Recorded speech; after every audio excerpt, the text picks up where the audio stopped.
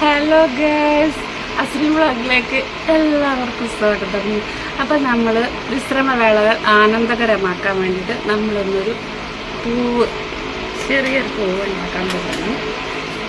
അപ്പം നമുക്ക് തുടങ്ങാം.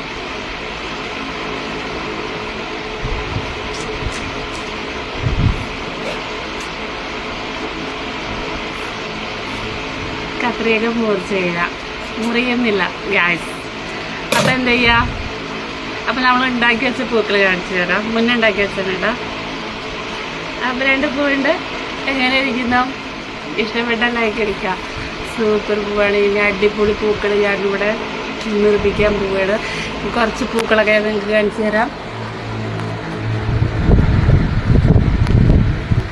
ഹായ്, എങ്ങനെയുണ്ട്? മൊത്തം ഞാൻ ഉണ്ടാക്കിയല്ലാട്ടാ. ബൈ.